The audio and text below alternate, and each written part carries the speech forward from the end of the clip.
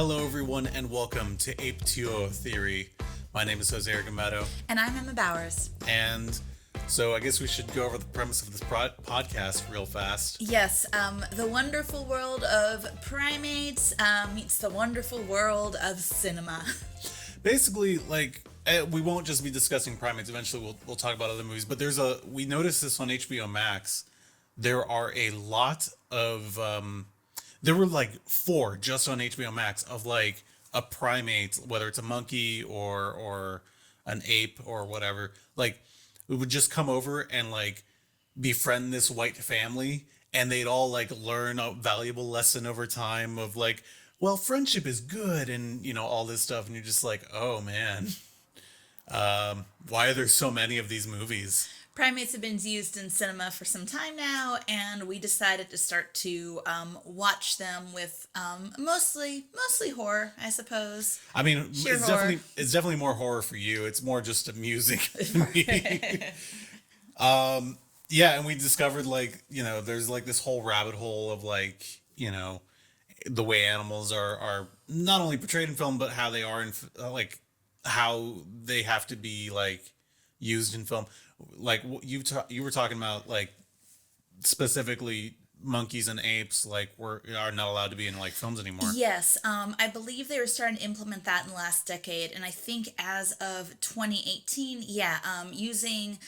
I'm not sure about all primates, but at least for great apes, and those are like chimpanzees, orangutans, gorillas, they are no longer allowed to be used in film or like kind of TV production anymore, which is at the end of the day good. A lot of apes have obtained some level of what we call personhood, so they're not people, but we understand they have a level of intelligence that is very, very almost on par with us, and they kind of deserve this level of, I'd say, welfare, respect, and to an extent dignity that they weren't really got when they were taken away from their families and put on stage and kind of poked and prodded, meant to dance and skateboard and whatnot. I mean, pretty soon we're not going to have dogs in movies. I mean, we're already replacing them with If Harrison Ford CG. has anything to say about it. Yeah, Harrison Ford didn't want to work with a dog. All right, yeah, like I guess we're going to discuss animals and also just these ridiculous movies. And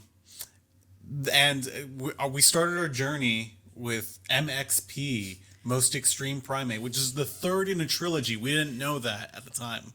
We came in late. We said, "Why? Who's this Luke Skywalker guy? Why can he just like grab things out of the air of his mind?" Yeah, we did not realize that it was part of the Air Bud cinematic universe. That's not a joke. And we couldn't believe it. Was kind of like watching Roar again. We're just like, what is happening right now? Why did this get made and all this stuff? And it's just like, oh, Miramax, who was owned by Disney at the time this movie came out, was just like, oh, we put animals in family movies all the time because, like, you know, Air Bud was a hit, so let's just keep doing it with all these animals and make them play sports. Not the worst atrocity Harvey Weinstein's committed, but pretty close up there. He may not have been he wasn't at the company when this came out, but he may have been there when this was in production. So the timeline's a little sketchy. Nah, you can watch this movie. It has Harvey Weinstein's little grubby, creepy hands all over it. The taint of it still remains like a lingering fart. Okay. Anyways, so MXP opens with our protagonist, Jack, who is a chimpanzee of the smaller side, of the younger side. And he is making his little scrapbook. He's also dressed up in like human clothes because, you know. And this is something like eerily, just something the entire time I'm just very like upset by that we've put him in clothes. He's just constantly wearing clothes throughout this whole thing. So he's putting together his scrapbook, and we see this giant newspaper article that says like the ZHL has banned chimpanzees. You know, so basically the previous movie was him playing hockey, and we finally learned like, oh, they can't do that thing in the rule book anymore where, you know, that famous line in Air Bud doesn't say anything about dogs can't play. Now they're like, no. Animals can't play anymore. We're done with this. They close that loophole. Close that loophole. Like, we're done. Banned. And he's clearly like kind of down about it. And Kate, I guess, who's the Nick Fury of this universe who connects all these movies. She's his handler, basically. She's his handler. and she is with She's all human. the other We should chimps. reemphasize that. She is human. She takes care of the chimps that go in these movies. Yeah, there are there's a family of 4 chimps and Kate. So Kate is the I guess the person on the reserve that takes care of them all and lets them all play sports or whatever. And so he's down about not being able to play hockey anymore. He's like, oh man, my career, it was just getting started. I'm so bummed. And I'll never find a new sport that I'll love quite as much as hockey. And I guess Kate, realizes this, and she brings little Louie, the smallest of the chimps, little Louie. Little Louie. And he, they're like, we're going to Mexico, Arriba. Oh yeah, they announced it in a very kind of this ain't it, chief kind of way. Oh, they totally like milk it. They for what put it's on worth. big sombreros, like we're talking fraternity party that's gonna get canceled next week when the photos are leaked. Sombreros, and are they ponchos or serapes? I'm still trying to figure that out. Oh yeah, we never looked it up. Yeah, but they put on those and they take some maracas and they start shaking them. It's as bad as you think. They're like all like, woohoo, we're going to Mexico, and So they're gonna excited. get Jack out of his funk. Jack, honey, I know you've been bored around here since you've been back, and I know that you miss playing hockey and skateboarding and all of that fun stuff, but, I got a surprise that I think might cheer you up. Louis.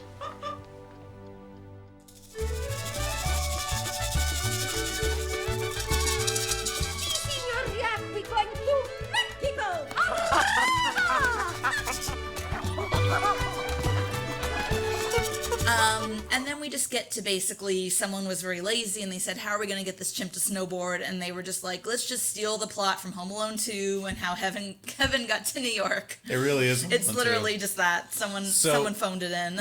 I mean, a majority of this movie is Majority of funded. this movie is like a little bit of I will say cocaine there and are- just the cocaine hits those little, what do we want the chimp to do? And the middle is just that like lull, the dopamine is gone. There are 2 people in this movie who are absolutely not phoning it in. Yes, and one of them is Kate, for sure. Yes. Kate's like, look, this isn't my first rodeo. I've clearly been in these movies before. Like, don't worry about it. I got this. We'll get to the other one later. Yeah, he hasn't shown up yet. He's a treasure though. So he, so they're all at the airport, and this ticket counter guy, who's like the first person to kind of react to the chimps.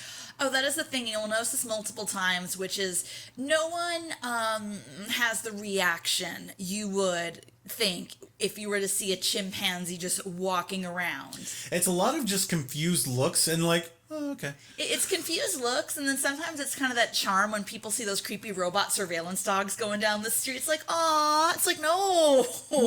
But this guy is kind of that stereotype you saw in the 90s where they weren't really comfortable having queer characters open in the cinema yet, but you could have a queer-coded character. So he is just incredibly condescending and bitchy about these chimpanzees. He also keeps his mouth open in a weird way, so he's like, oh, at all Like- things. Like, you can't have a monkey on the plane. It's just I know he's an ape. No, it's yeah.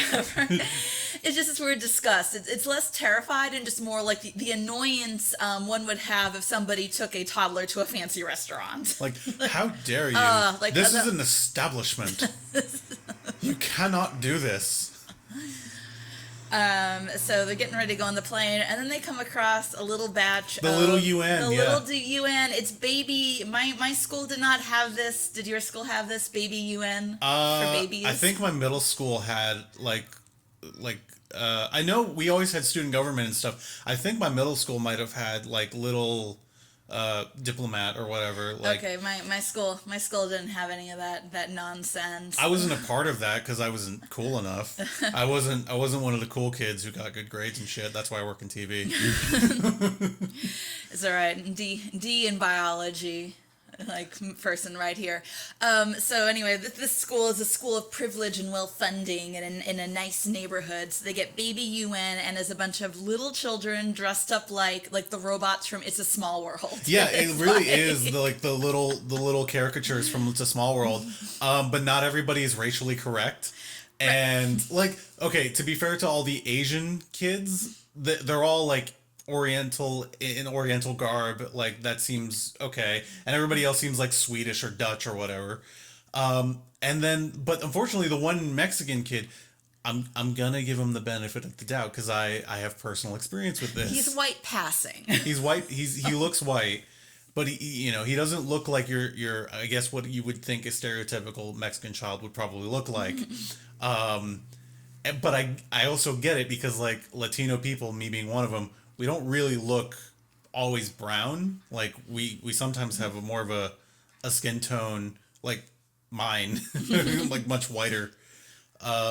So I'm gonna give that child the benefit of the doubt. We don't know his origin story. We don't know if there were just no Latino children like in the baby UN and they had to pull a white kid, or if this kid is just of Latino or Hispanic origin. And they were just like, okay, Yeah.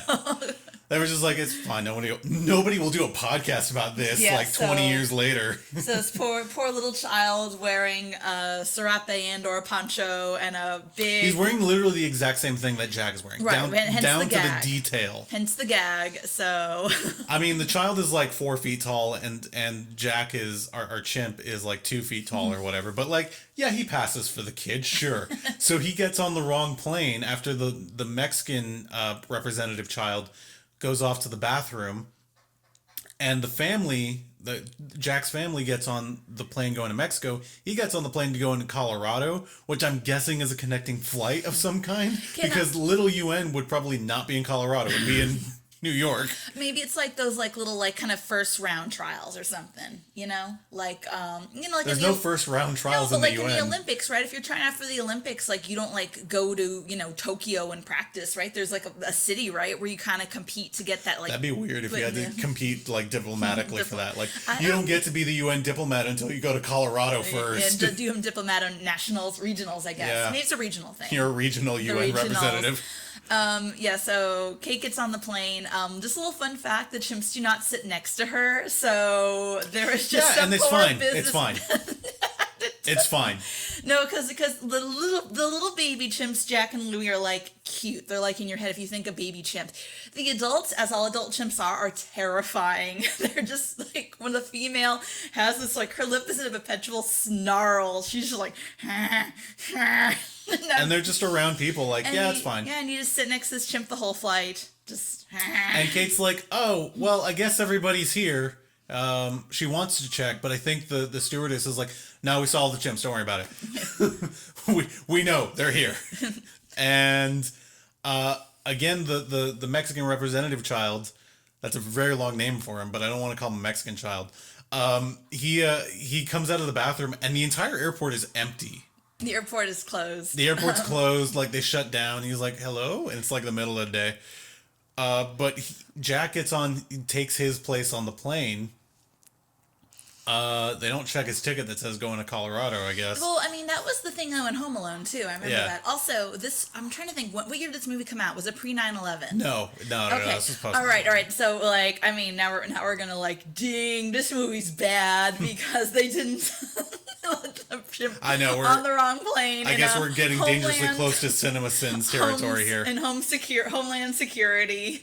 But like I said, I think upon watching this, we did not want to discuss the inaccuracies of Homeland Security. No, because nobody cares. No one cares. There's a chimp on a plane that's taking a seat. Whatever, he's wearing Mexican garb. Don't worry about it. Now he is in Denver, Colorado, and they're making him wear shoes, which I find that so cruel. I cannot tell you why. Like a chimp, right? You remember like in the Dumbo cartoon, they dress Dumbo up like a clown, and you're just like kind of cringe. I haven't seen Dumbo in a very long time. Well, they make baby Dumbo be a clown, and he's kind of like humiliated. But long story short, like, so this little chimp, because it's cold, they put shoes on him, and it's like. They're like he needs to use his little feet. That's how chimp move around, and they climb and grab stuff. And this poor little chimp is wearing shoes and wandering around like either. I think they filmed it in Vancouver, actually. We looked it up, right? Well, I think we just watched the credits. I think it's Vancouver. So he's walking around a little cold area, this poor chimp. And he sees a little car, a truck. So no. We're skipping ahead a little bit. So he gets to Colorado. The family gets to Mexico, realizes he's not there. Like, oh, crap, we don't know where he went off to. They're in Mexico, though, and there's a hurricane coming. So they can't leave the hotel. They don't have a choice. So they just have to, like, make phone calls, and try their best. So he arrives in Colorado, though, and we get introduced to our main white family that is going to take him in. We have a father, no mother, who is never discussed. I don't know what happened to her. Nobody knows what happened to her. She's just not around. We have our main child, who's about like 9 or 10. Yeah, like he's like adolescent. He's kind of that like pre-adolescence, like let the right one in levels, I call it. He's like that precocious kid that you know in every single movie who's like, oh man, I moved to a new town and I don't have any friends. I really hope I'm gonna meet somebody. What an animal! And he also has an older brother who I like, but is the most unrealistic older brother ever. He is played by, I do not remember his name. Travis Wright. Yes, Travis Wright. So he's an actual like actor. Hi, Jose here. I'm editing this podcast right now, and I'm making a quick correction. I meant to say Trevor Wright, not Travis Wright. I apologize for that. Anyways, back to the show. And you can look him up. This dude had like a Wikipedia. He's been in stuff. And he is clearly written to be kind of the older, kind of, I mean, not stone because it's a family movie, but he's shorthand like the stoner brother, for the stoner brother. And he is giving it his all. He is the only one who is excited about being in this movie. He commits so hard. He goes hard. He commits. He's like, I'm here to play. Let's do this. And he commits to he's not a stoner character, obviously, but he's like a dumb older brother character who you just find endearing, and he nails it. He's like awesome in the movie. He's like the shining star of the movie, and this is a movie where a snowboarding ape is in it. But yeah, he totally gets what kind of movie this is, and he commits. So yeah, so the basically you see the family, just a little bit of exposition. New town, younger brother is lonely. Dad is gonna go out of town for a few days. So older brother's in charge. So. And he's portrayed as the dumbest character in the movie, but he's also like the most competent out of everybody. He does the most to like progress the plot. But he's constantly like framed in like, oh dude, you gotta do stuff, bro. Like he wants some family stuff. Like, he's very supportive older brother too, which is very supportive. No, he's like very cute because the little boy's like, I suck. He's like, not possible, bro, because you have like the awesome gene that runs in our awesome family. He's in terms of that, he's very unrealistic. Yeah, he's not calling his brother a twerp and locking him in the garage. Yeah, I love my older brother, but like when we get together, it's like, oh, we're gonna bully each other a bit. Like, you know, and it's just.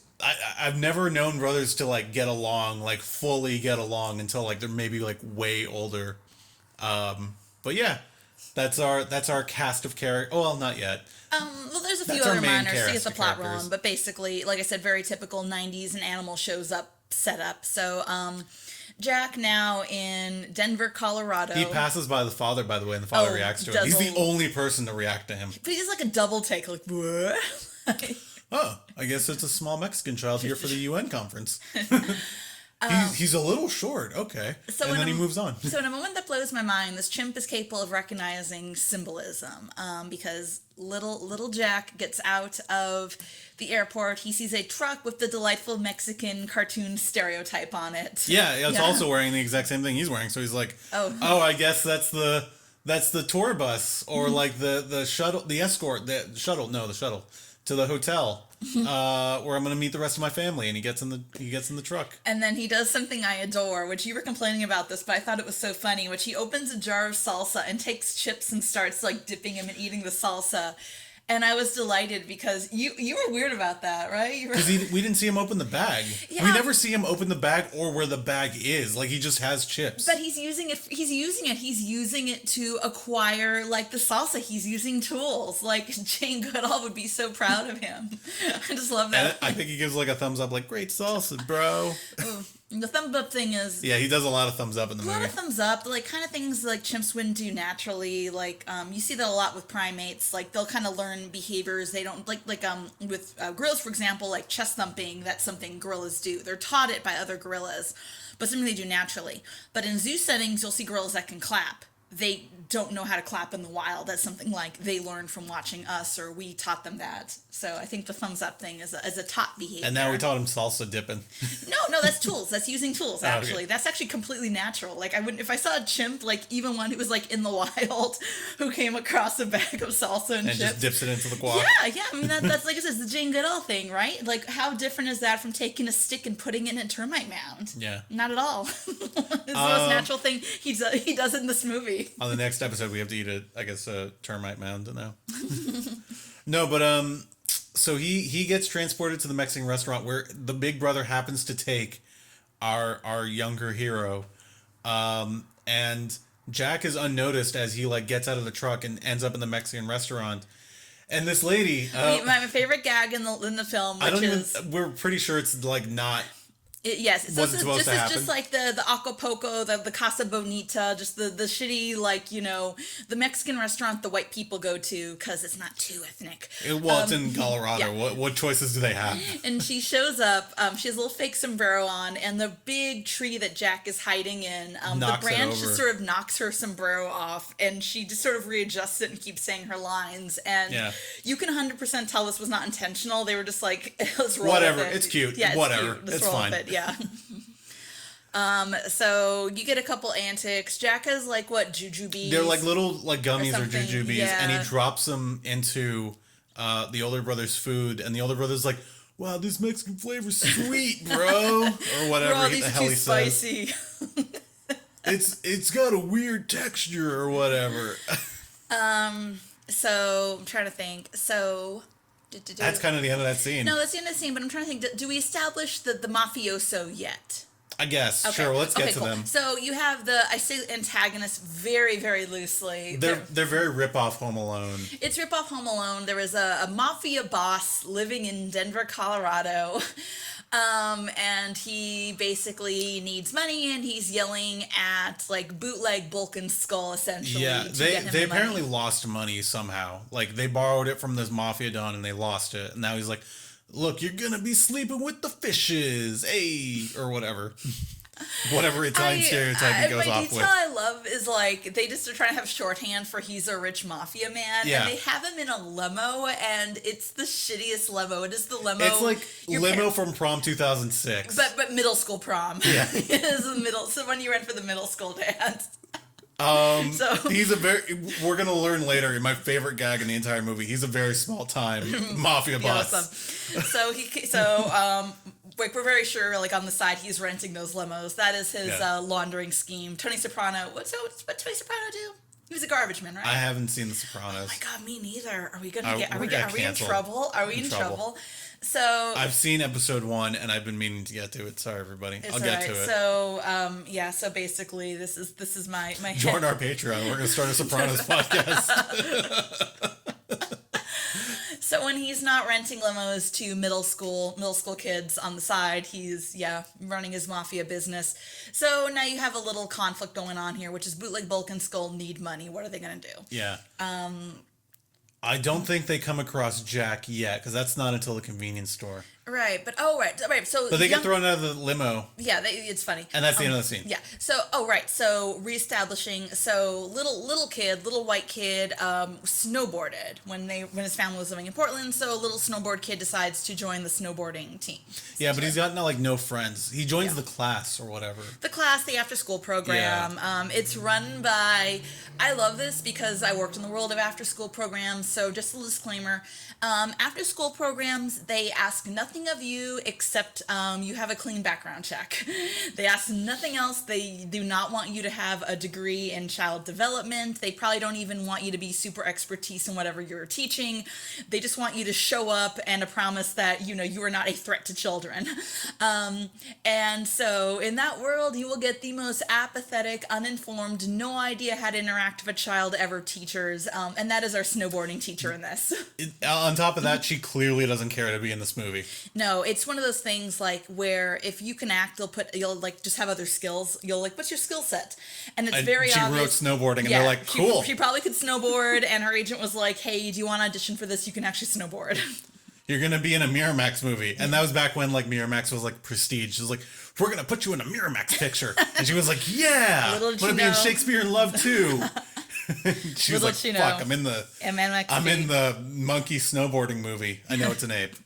Because you're gonna correct me. I know it's an ape. I know I'm it's an ape. always gonna correct you. Like this is my goal. This is important. I feel like monkey calling everything that's kind of hairy and looks like us a monkey is it's dismissive of the complexities that are other primates. So, little spoiler: this is not the first time we've recorded this. Last time you had a running counter, but this time I've been correcting myself. Like It still counts if you say it. Oh, it still counts? I'm still Okay. counting. I'm still counting because I want this to be our little gag on the show, which is I count how many times you and other guests and maybe myself even say monkey.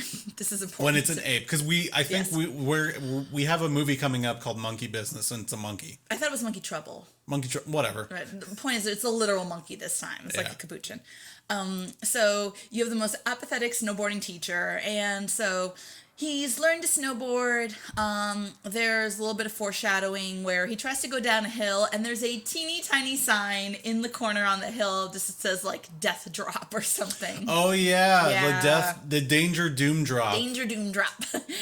And the little kid's like, "Oh no, I can't go down that." And it's a cliff. It's a literal cliff. And it's like, what? Like, there's not enough signs. I've been on like Black Diamond Mountains and stuff. Like, they have way more signs than that. So he's like, "Oh," he gets scared. He goes back, and his teacher's like, "Oh, Oh my God. We were gonna She come- talks to kids in a way that, like, she thinks that okay, she talks down to kids, basically. Like, my mom was a teacher, and there's a very specific way that you talk to kids. You obviously do soften your tone, but you don't talk down to them. And that's what she's talking down to the kids. She talks to, it's very much like, and I mean, I'm sure plenty of people listening have been guilty of this, where you're like, I don't know how to interact with this thing that's little, it's screaming. So I'm going to soften my tone and like really, enunciate and kind of overplay it a little bit. And it's like, just talk to him. Yeah, it's okay. like, okay, that's great if it's a literal baby, but like the kid's like 11. You can just be like, "Hey, are you okay, man?" She's like, "Oh, we were worried about you." Like, And she does not give a shit. She doesn't give a shit, whatever. You know That's what? okay. Probably. I don't blame You her. think she's getting residuals for this? I hope so. I hope so, man. I've watched this movie twice now, so I think anyone who worked for Miramax hopefully deserves my HBO Max subscription paid her in some way. Hope anyone worked for Miramax gets residuals. Just putting up with that nightmare. Sheesh. So now we have a little bit of establishment. He heads home. I'm trying to think. Does he meet the chimp now? Because it takes him a long time to meet the chimp. He's finally, because like the chimp has been stalking him. We skipped a couple of yeah. scenes for brevity's sake, where he's at the school and like his friends are like saying all this snowboard vernacular that we're pretty sure is not real. Oh yeah. Like, "Hey dude, I stomped a melon grab." That's a literal quote from the movie, and I was like, that can't be real. Please, if anyone here is a snowboarder and is familiar with snowboard vernacular, please email us. We're at Ape-teur Theory at gmail.com. We'll read your emails on the show. Yeah, we'll read your emails. So write to us and tell us about snowboarding. Neither of us know. We know shredding powder is a we're thing. both from... Is stomping a melon a thing? I don't know. I'm from Miami. You're from New Mexico. We're both from places that don't have snow. No, New Mexico has snow. Okay, never mind. I just never snowboarded or skied because I did. I struggle in cognitive movement. Skiing is fun. I wish I'd learned how to snowboard first, honestly. Yeah. Because like once I learned skiing, I feel like it kind of ruined me for snowboarding, and I'm like, oh man, skiing's not the cool one. Snowboarding is. Damn it. Yeah, but It's the same thing with rollerblading. Rollerblading's not cool, and like skateboarding is. Yeah. That's a small rant. It's all right. It's all good. It's all good. Yeah. So email us. Teach us your snowboarding vernacular. But anyways, Yes. so that brief little scene that we skipped over, it's him at the school, and the chimp is like following him around, like, oh man, he looks like he doesn't have friends. Oh well, I'm gonna disappear now. But anyways, after he's going home from the snowboarding thing, he like shows up. He starts throwing gummy beans or like jujubes again at him, and he the kid reacts like, oh my god, it's an ape, like, what is it doing here? Oh my goodness, it's a chimp. And he starts to like go away, and he's like, you should go home. And then like Jack comes down, and he's like, well, I don't have a home, in so many ape noises. And he's like, oh man, I guess you're alone. Where's your family? I guess you're from Mexico, because he's still in his Mexican garb. He's still in his garb, and yeah, no one here is familiar about ecosystems or where chimps are from, and you're just like, this chimp is clearly Mexican. Yeah, this chimp has to be from Mexico. Like, yes, I guess when I think of the places I would find chimps in the wild, I think of Mexico. So they take him home. No, he's got to go to the convenience store first. Right, or... This is actually important. We can't skip this scene. Okay, yes. This... Right, yeah, we do have to mention this. Right, so... Because this is where our Bulk and Skull see the chimp. Get their devious plan. They're like, oh man, a chimp. We could probably make money off that somehow in some nondescript way. Yes. We got to capture him. But they also try to rob the convenience store, and the convenience store girl's like not having it. Oh. But she also has a no chase policy, so as soon as they leave... She has the apathy I do when I ask guests to please put their mask back on. She is done. Yeah, they're like try to shoplift from the store, and she's like, you gotta pay for all of those. And they're like, run! And they run, and like no chase policy. Yep. Retail sucks. Retail does suck, man. I'm so glad I don't do that anymore. No, like, I'm not in retail currently, but yeah, I'm at a place where we have a mask policy, and you have to deal with people. I'm so glad I don't have to do that. Other than my fellow employees, I don't have to deal with people. Most are fine, and then people like don't want to wear their mask properly. I don't understand. This pandemic's been going on. Like, you understand, like, it's like you understand you can transfer the disease from your nose. That's why when they test you, they put a Q-tip up your nose. Why is your nose showing? I'm so tired of seeing everyone's nostrils. Anyway, yeah, don't work retail. Don't work. Well, I mean, some of y'all don't have. Some a of choice. y'all got it. Yeah, or, solidarity. You know what? I'll take retail over warehouse, though. Oh. Yeah, I'll take retail any day over the warehouse. Solidarity to those who work warehouse. Yeah. Right. Sorry, Amazon warehouse workers. Unionized. Anyway, so he meets so him and the chimp go home, and. Oh, right. So, older brother has a band. It's the worst older band. Brother, it's that pop punk music that, like, it's knockoff Sum 41. Sum 41, I was saying MXP, that's the name of the That's the name of the movie. MXPX, I think, was the name, NoFX, like those really nasally. But it's clearly not the brother singing. Yeah, oh yeah. But anyways, they bring him home from the convenience store after, like, okay, you got to stay out of sight for a bit. My brother's cool. That's his music. It's really cool. And they clearly just want you to buy the album. So he's playing, and none of these guys are playing, but they also have the most genuine reaction to the chimp being in their home. Because Jack opens the door, and like the song stops, and they're like, whoa, what the heck? Because it's a Disney movie.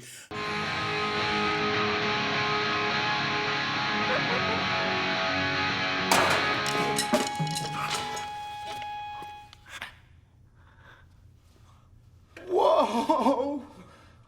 Yo, what's up with that, man? You got a Mexican chimp in your house. Dude, Leonis, I'm at a loss for words. Yo, it's your house, man. Come on, where did you get the Mexican monkey from? It's not mine. Whoa. Oh my goodness! You know, all the words that kids these days would totally be saying if they saw a chimp, I guess.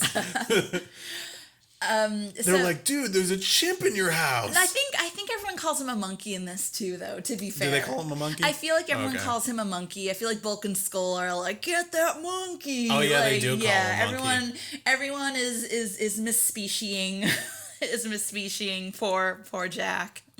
Does it count if I quote from the movie then? No, it does not count. Okay. Yeah. So then none of the ones I said counted. I'm just saying they don't count because I was quoting people from the movie. Okay, sure you were. I was. All right. Anyways. So they're all freaking out, and like they have the most genuine reaction. So like the most realistic reaction to, like, oh my God, there's an ape in our house. What the heck? But they don't call animal control. No one calls animal control in this. Which, like, I feel like that would be the correct response. Like, oh, hey, there's an exotic animal. I don't know what to do. I feel like animal control is meant for more like stray dogs or something, or maybe like someone has like a gator who got in Yeah, their but yard. that's still more equipped than I am. But no, what do they do instead? They decide to let the chimp spend the night, and you get a little funny montage of him getting ready for bed. Oh yeah, because they give him an uncomfortable cot, and it's just like, oh, I hate this cot. So he goes into the dad's room, and there was like a line earlier in the movie where like the brother's like, sorry, bro, that room's off limits. Even I can't sleep in there. That's Dad's room. I don't know why it's so special, but Parents always have the bigger bed. they do have the bigger bed. But like, you know, what parent is going to be like kick their kid out of the room? I guess. I don't know, like I mean, I guess at a certain age, like sure, but like, Dad's just setting some boundaries, okay? Like, well, you're not home. yeah, he's still setting some boundaries, I guess. I Okay, don't know. whatever. I don't know. Look, some parents do weird things. I guess that's. Yeah. I don't know. Anyways, like the chimp, he goes off to the dad's room. He claps on the light because the dad has a clap on. All right, another gag. So. And he goes through like a little montage of like he's taking a shower, he shaves, which doesn't remove any hair from his face because he's a chimp.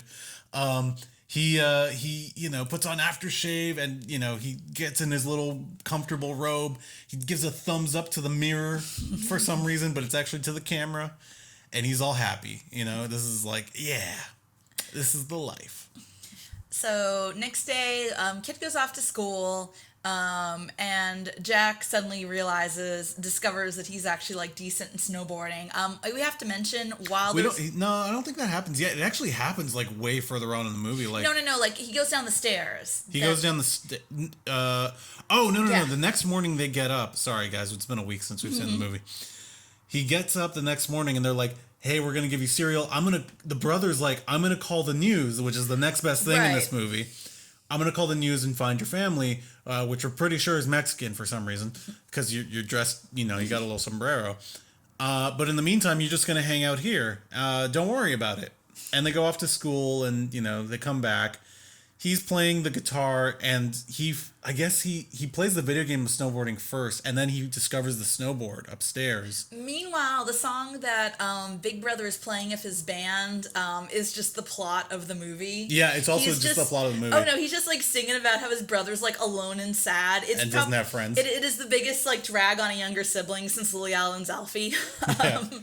So he finds a snowboard and he's just sort of going down the stairs a few times. Yeah. So foreshadowing, I guess, that the chimp is talented. Utilize tools. He has a secret talent, and this is a very talented chimp. I mean, this is his third extreme sport. Yeah. After skateboarding and hockey. I'm really sorry we came into the end of the trilogy, but I know. whatever. I feel like we're missing a lot of backstory here. We're missing a really lot of character development. Like I feel like if they made this movie today, it would be like a super secret chimp who was like engineered in a lab to do extreme sports, because they wouldn't. He wouldn't just be a chimp who could do that stuff anymore. Would totally Caesar Planet of the Apes him. Like, yeah. Like, this. Well, one, he would be like played by Andy Serkis for sure. Played by Andy Serkis, yeah, for sure. But it'd be a very serious movie. They'd be very serious about it. It'd be very dark and gritty. His mom's name's Martha. That type of thing. So, release the Snyder Cut and all that. I'm trying to think. Like, okay, now does he finally learn to snowboard?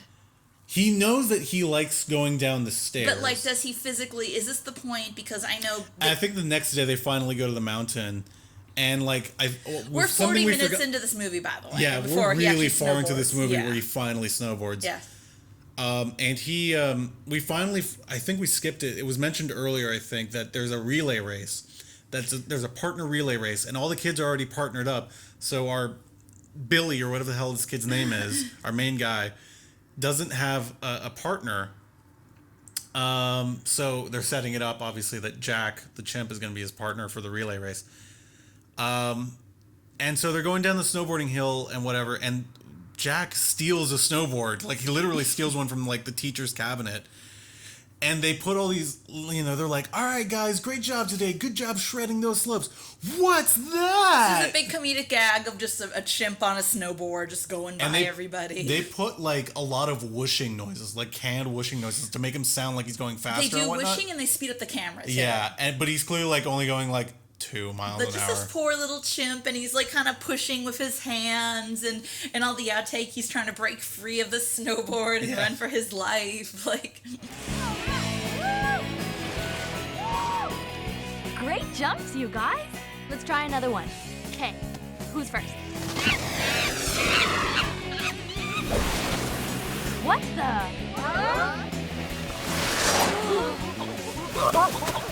No! What was that? We should also talk about the snowboard that he's on. So he has a very unique snowboard that I believe is not obviously has to be made for him, but it's supposed to be like, oh, it's just a typical snowboard. He has boots on, but I think they have magnetic soles because there are metal plates on the snowboard that he can just kind of attach to and also detach, because we see the snowboard, as you mentioned in the outtakes, it will go flying off and he'll just be like, oh, I'm just going to keep running.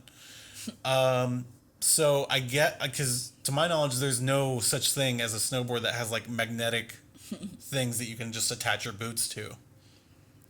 So that's pretty neat. I mean, like I said, I just go back and I just feel bad for this poor, like, chimp. Someone shoved him in, like, these things, and his feet are important to him. It'd be like if you couldn't utilize your hands, you know? And they're just, like, pushing him, and he just doesn't know what's going on, you know? Like, At least he can take his feet off the snowboard. I think it'd be worse if he was just strapped into it. Oh, that'd be cruel. Yeah. That'd be cruel. I mean, I don't know. I already think objectively kind of having primates in cinema is cruel, but that's, maybe we'll rant about that a little bit later on. Speed Racer will come up. That's a future episode. Yeah, so they realize, hey, he can skateboard. Oh, and then they do not mention this, or no one reacts to it the way they do with the chimp being able to snowboard, but apparently he can read because he's he reads the rules. He reads. He's like, there doesn't say anything about a chimp competing in this. Yeah, and he looks at the relay race, and you know, and he hands it to the kid's to like, the kid's like, what? You want to race with me? And he makes all little like, you know, like weird primate noises, like. I was like, okay. So no one, and that blew. And again, not in the rule book. Yeah, so it's like, okay, so he can comprehend reading. Like, that is, like, amazing. But y'all want to freak out because he can snowboard. Like, wow. They're burying the lead here. I guess they just don't think of it like, well, he figured it out. So he couldn't read his ticket though. That said no. up.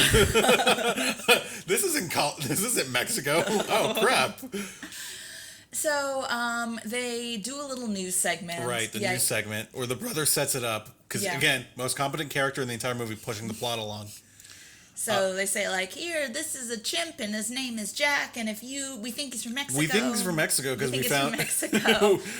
But we don't know where his family is. If you know this snowboarding chip, please contact us. So Bootleg Bulk and Skull see this, and they could not get away with this in a movie today. No, they could not. So everything's kind of set up in place. Oh boy, is Jack gonna, win the title? Oh, Dad comes back, by the way, too. That we should mention that. Oh yeah, Dad comes back and he's like, there's a chimp in my room. He's very low key about it. And then he's like, fair. Fine. He's not even like, hey, like you.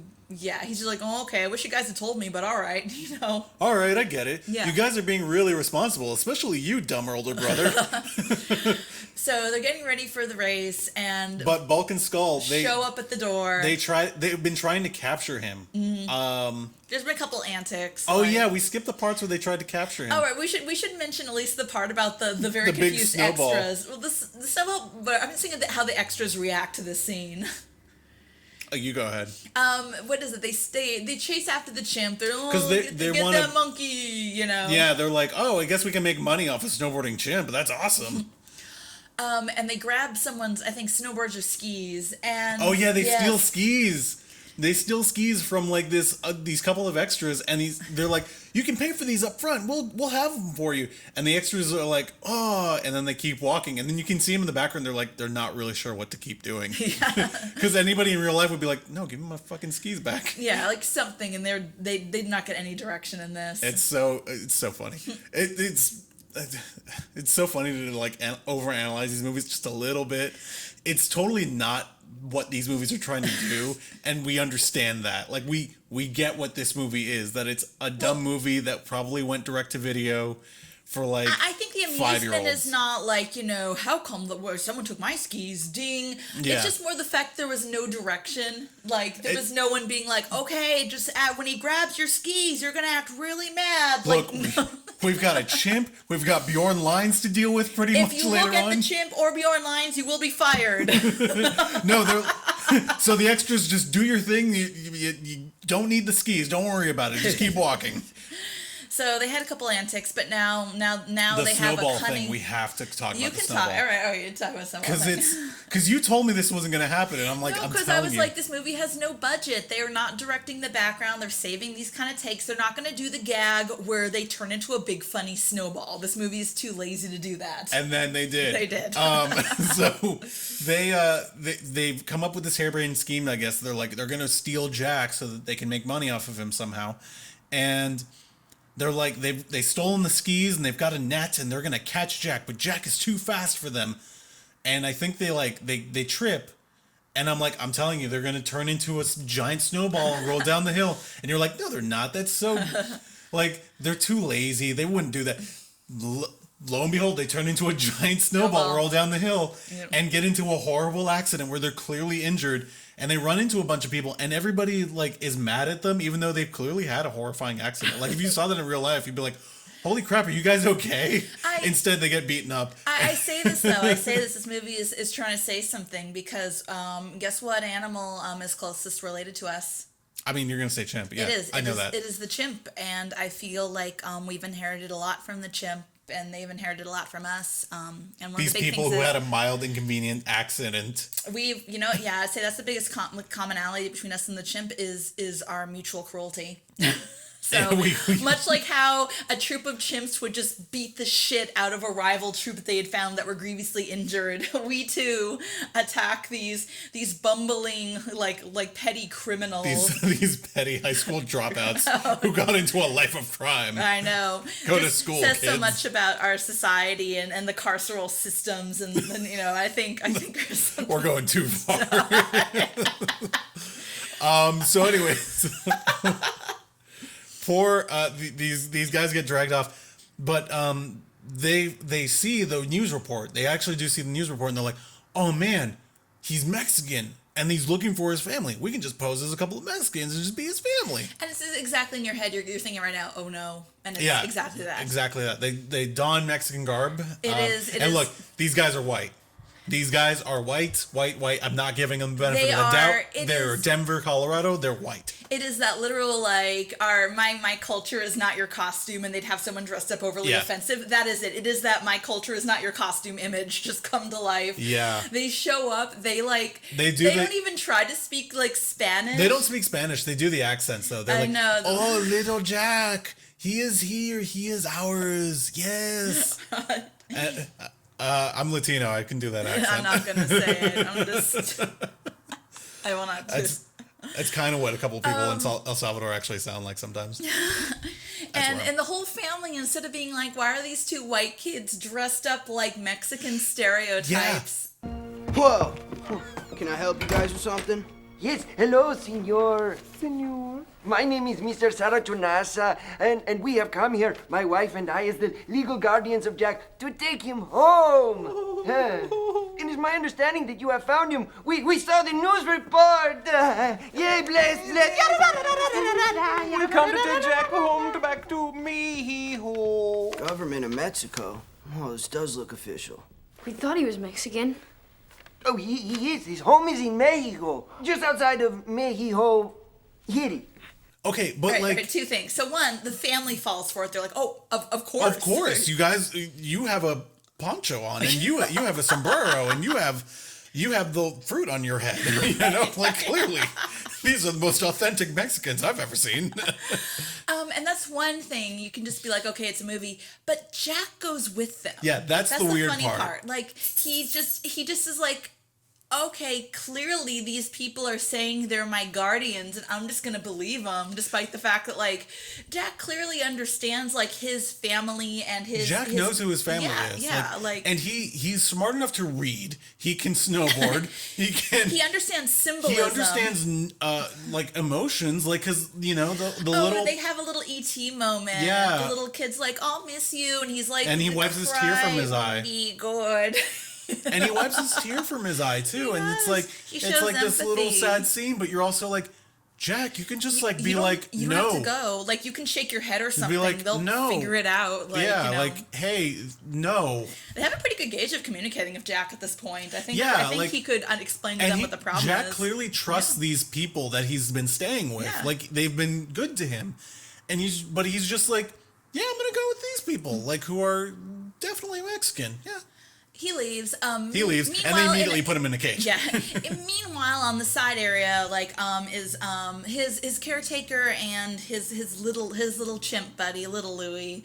His name is not Little Louie. Oh, yeah, we've been cutting. We just keep calling him Little Louie. We throughout the movie we've been cutting back to Mexico, and again the hurricane's been happening, so they've been trapped in the hotel room. They can't get to the airport even if they wanted to.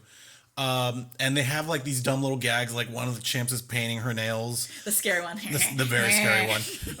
The other one goes outside to like go play in the pool, but it's still the middle of the hurricane. And so they have this dumb gag where he's hanging on for dear life against a tree, hanging on to dear life, like hanging onto a tree, but the wind is blowing him away, so he's hanging out straight out and his trunks go flying off, but he's got underwear on for some reason. It's because chimps have giant testicles and they don't want to have to put that in a family movie. I mean, but he's clearly on a green screen, so they had to paint him out. They could just paint him out. It costs like a nickel. Edit the balls out in post. Edit balls out in post. Edit the chimp balls out in post.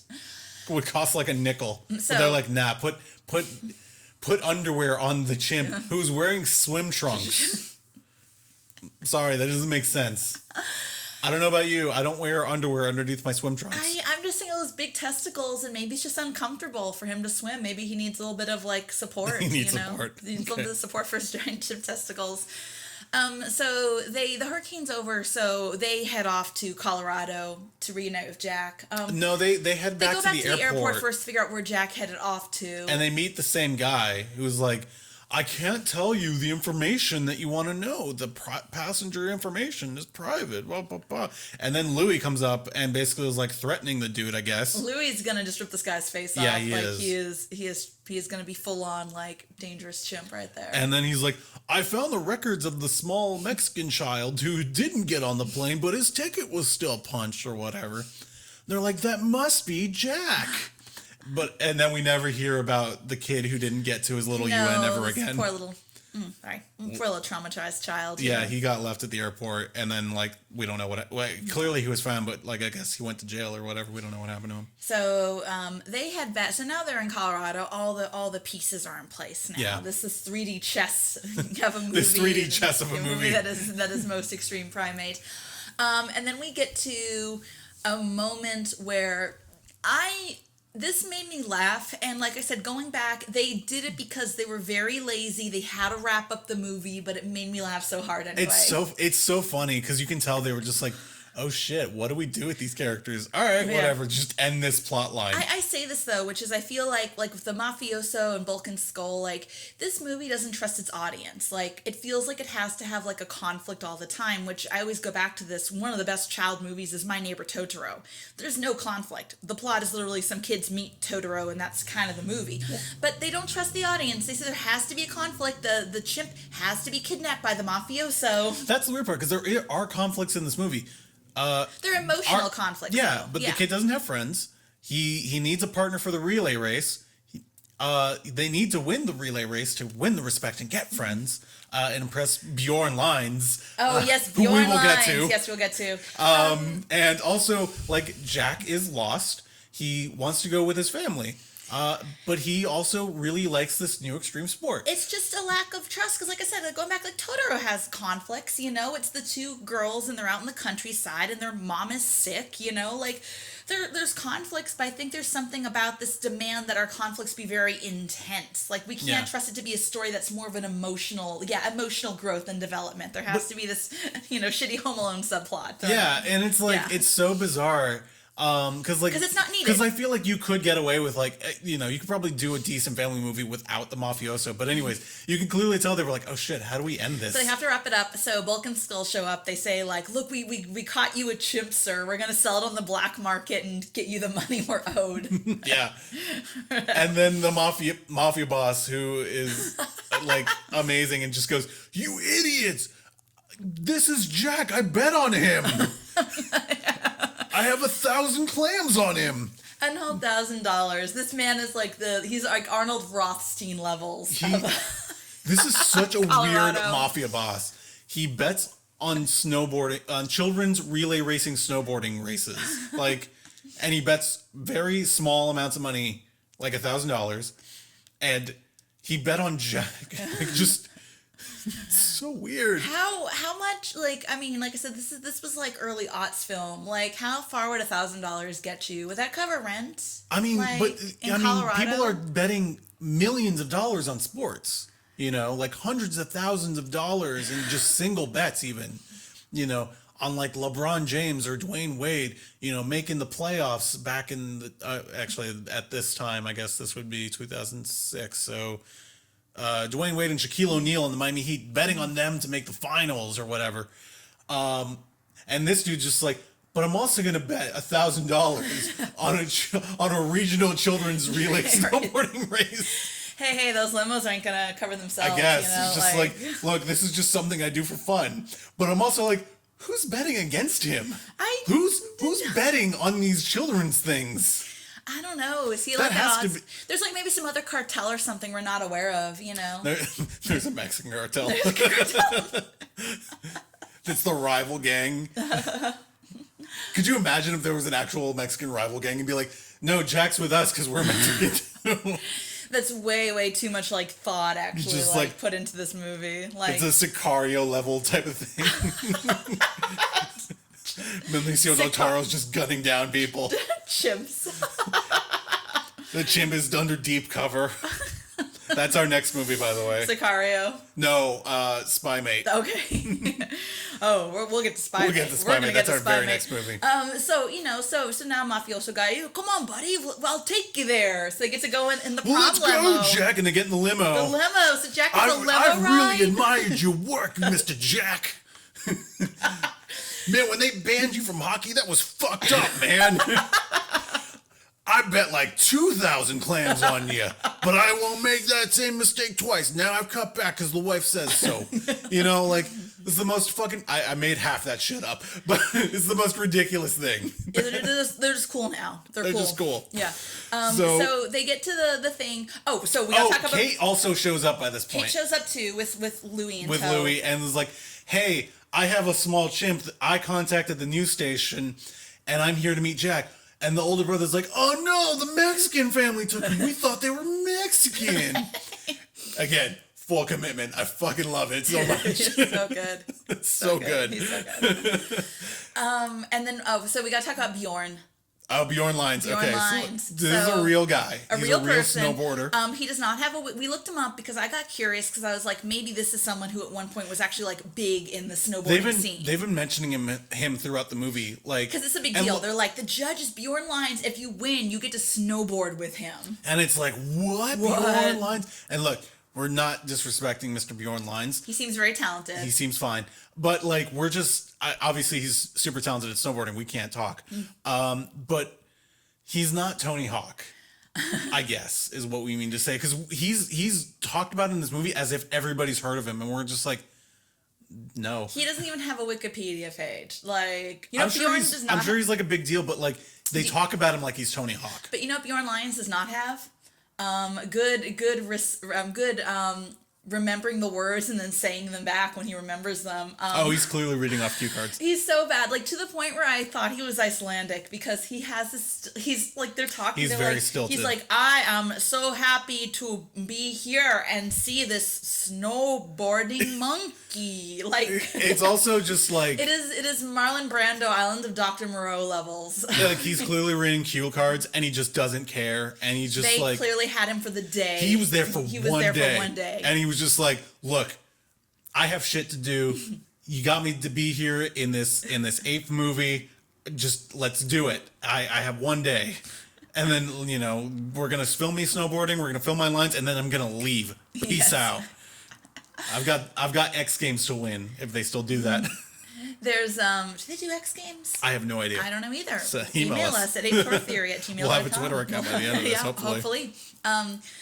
So there's of course that little thing. Oh no, will Jack make it on time? Of course he does. Like yeah. So the mafioso guy like returns him, and like Jack meets up with his partner, our main kid, and just like, oh man, we gotta hurry and get to the race. And look, people are showing up to this race. Like the crowd is huge. They're all showing up to this race to see Jack at this ain't no one seeing these little like 12-year-olds snowboarding. Like maybe the parents, but like that's it. Also, nobody else cares. It's really small. I think it's like 8 children total. Yeah, or like 6. They did not have a budget for like the snowboarding children. But it was like they're on the ski lift getting up there, and they can't delay the race for like 5 minutes. They refuse. Serious rules in the world of Pee-wee snowboarding.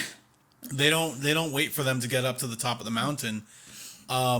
They like set off the starter pistol, and they're at the top. They're already at the top. They have to just start from the ski lift and keep going. So they're handicapped. Basically. So they're handicapped a little bit, and I'm just like, you can't delay the race for like 5 minutes. Serious rules in the world of Pee-wee snowboarding. Like I'm like, the only reason you have a crowd this big is because of the chimp. Like don't kid yourselves.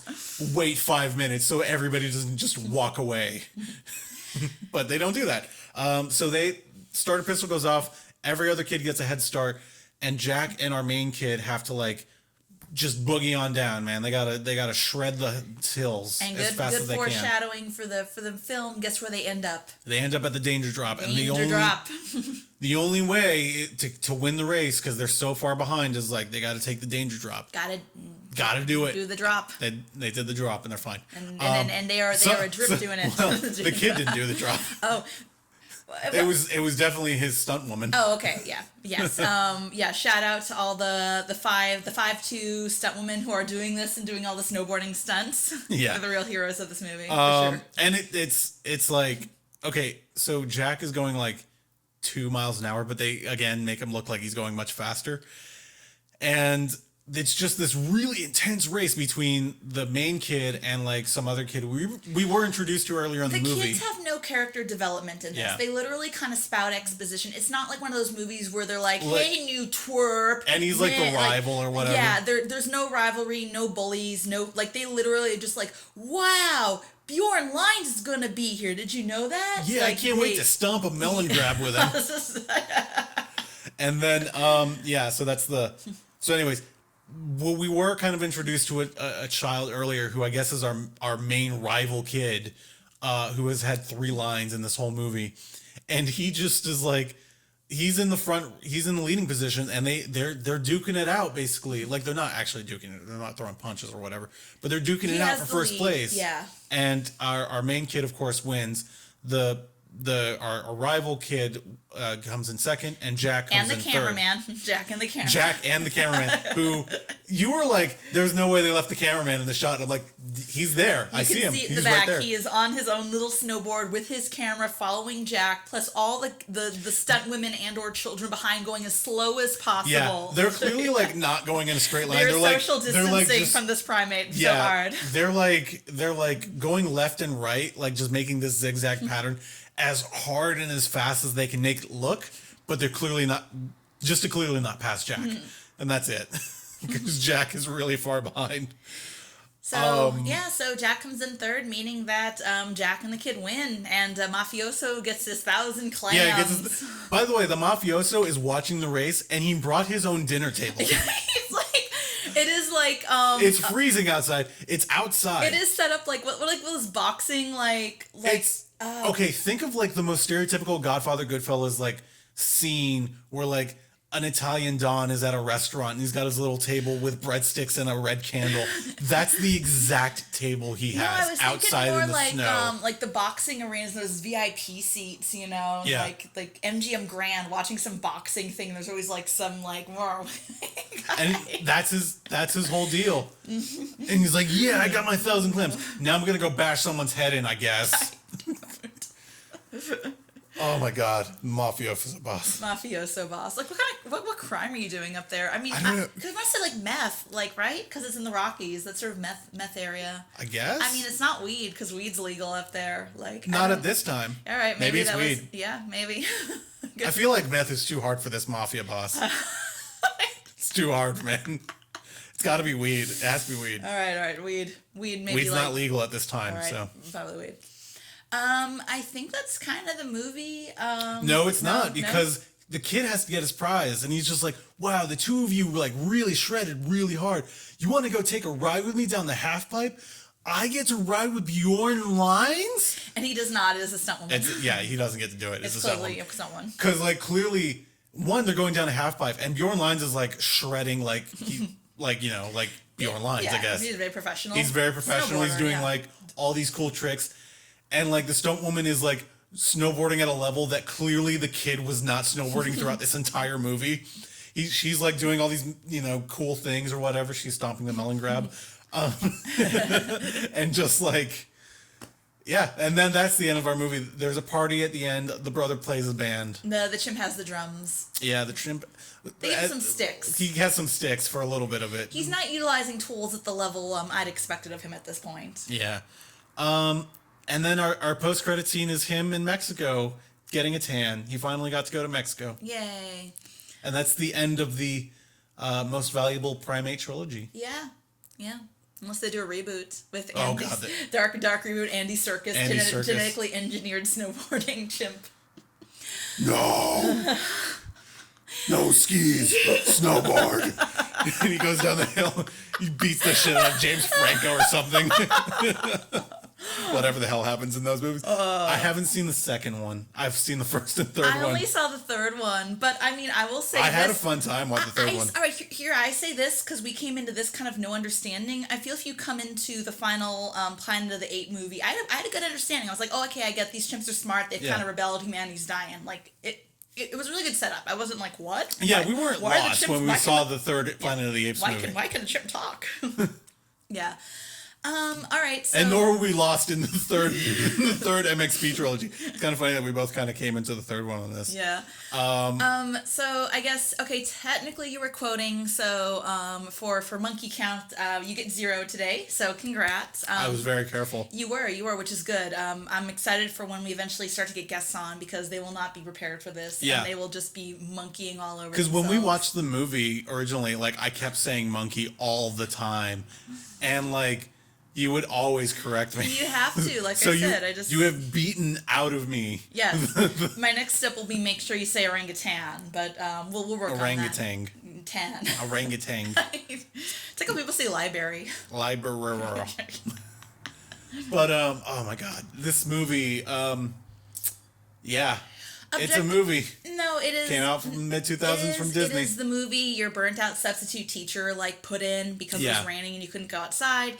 It's not inherently bad. It's not the worst thing ever. No. It's just I guess for me the of it is just like I said the level we use chimps in this. Like I said earlier, it's been banned for a couple of years now, but the problem is primates, just due to their high intelligence level, like they're smart, they're socially complex, and they kind of need to be with other, like in this case, like kind of chimps, and learn to be chimps. And when you take one away and you put clothes on it and have it, snowboard and stuff, even if you're not like, physically abusing it, there's a level where you're kind of denying it the ability to be chimps. And that's the cringy and questionable part to me in all of this. And I'd probably say the majority of these chimps now, I'd say are probably in sanctuaries and It's a mix of animals like this. Some are kind of able to adjust and be natural chimps, and some kind of don't function for the rest of their life. They can't get along with other chimps again, and they spend the rest of their life with like caretakers and some stuffed animals. So, yeah, I think to me that's the questionable part. Not the fact that it's like a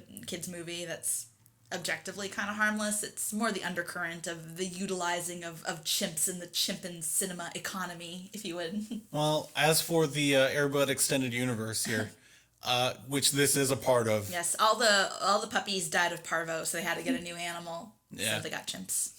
Well, they also went off to space, and I guess they didn't come back. No. There's a movie called Space Buddies. They all go to space. Ended exactly like the Soviet dogs. We haven't seen it. Yes. We just assumed they didn't come back, so they just switched to chimp. But yeah, I guess about this movie, I don't know, because this wasn't I think Spymate is after this, and I guess they were just like, I think we're out of movies, like we're out of movies, or like we're out of sports is what I meant to say. Sorry, we're out of sports, so let's just make the monkey a spy. And I know, okay, you can count that one. Yeah, monkey count is one today, guys. We need to put. Can you edit some air horns in here? I don't know how much I'm going to be editing. But yeah, it's just so. So yeah, I guess we should talk about the next movie next week. It's going to be Spymate. So if you want to join along with us, this is going to be a monthly podcast for now. Yes, I suppose we should announce a little bit about that stuff, huh? So yeah. So for now, we're going to be a monthly podcast. We both have jobs and other dorky hobbies and stuff. We don't want to get too burned out doing this for all amazing 5 listeners we're going to have. Ideally, we are going to try to set up a Patreon. And then on top of that, we're going to have a Gmail account. So email us. We do have a Gmail account. You set up already? Yeah. Yay! Okay, we are Ape-teur Theory at gmail.com. How do you spell that? APETEUR. Just take your cursor and hold it over this and it'll pop up. ORY at gmail.com. Yes, email us. Let us know if you have any primate questions, film questions, or if you want to tell us that a stomping email and grab is a completely legitimate snowboarding term. We'll read your Or suggest movies. Suggest movies too. We'll read them on air. That'll be fun. And you can also add us. We will be on Twitter at probably Ape-teur Theory as well. Yeah, I haven't done that yet. We got to get some like graphic It'll be in the show artwork and notes. stuff. Yeah, Jen will probably put that up for us. It'll be in the show notes. But my personal Twitter is at Arguing Meadows. And my personal Twitter is at Hyenas and Jen. And I guess if you want to join us, the next one will be Spymates.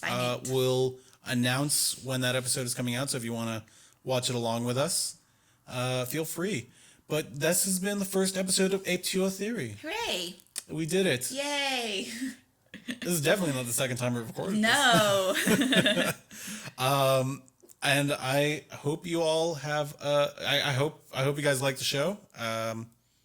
That's it. We don't have a sign off. I know.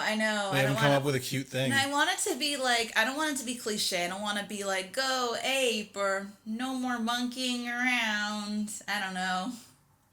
We'll think of something. Well, it really took a lot out of me to think of the name of the title for this podcast, so. It took a lot of, I came up with it. No, I did. I thought I did. We both did together. Yeah. Ape-teur Theory. Ape-teur Theory. All right, friends. Stay cool. Be nice to your primate cousins. All right. Bye, everybody. Bye, everyone.